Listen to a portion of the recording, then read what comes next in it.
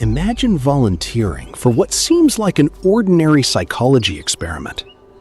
In the summer of 1971, 24 healthy college students answered a newspaper advertisement at Stanford University. They expected to spend 2 weeks helping researchers study human behavior inside a simulated prison. At first, everything felt simple. The volunteers laughed together, filled out paperwork, and waited to learn their roles. Then, everything changed. By pure chance, half of the students became guards. The other half became prisoners. No one knew how deeply those roles would affect them.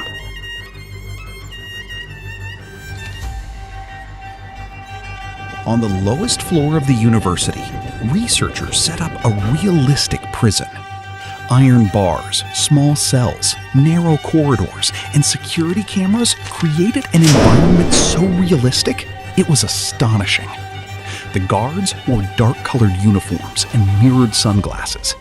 The prisoners, on the other hand, wore plain white prison uniforms and were identified only by numbers. Before long, the experiment ceased to be merely a study and began to resemble a real prison. At first, the guards were simply maintaining order in the prison. They told the prisoners where to stand, when to move, and how to follow the rules. The prisoners, in turn, obeyed the instructions they were given.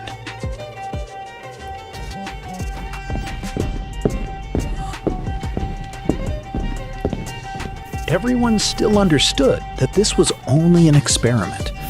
But as the hours passed, something unexpected happened. The guards slowly became more confident. Their instructions became stricter.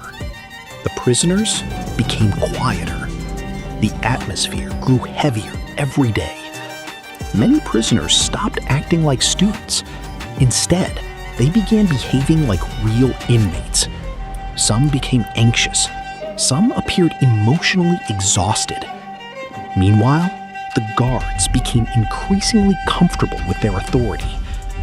Researchers continued watching everything from nearby observation rooms. What they saw became more disturbing each day.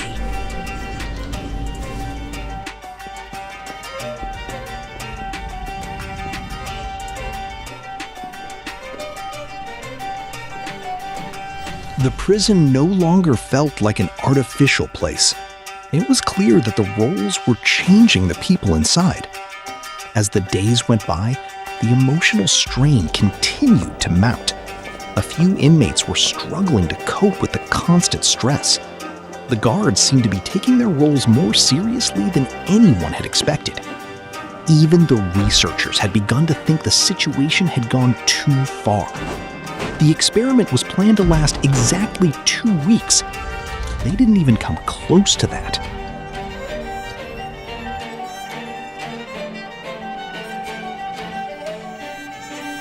After only 6 days, Philip Zimbardo made a difficult decision. The experiment was stopped. The guards removed their uniforms. The prisoners walked out of their cells. Once outside the prison, they were ordinary students again. The prison became silent. The empty corridors remained as a reminder of what had happened inside. For many years, the Stanford Prison Experiment became one of the most famous studies in psychology.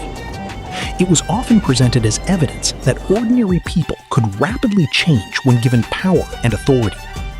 However, years later, many psychologists began questioning the experiment. Researchers criticized its methods, its scientific reliability, and the influence that researchers themselves may have had on the participants.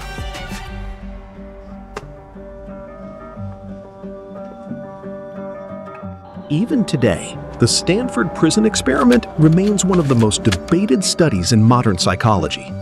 Some view it as an important lesson about power and human behavior. Those who disagree, however, believe that the experiment's results should be approached with great caution.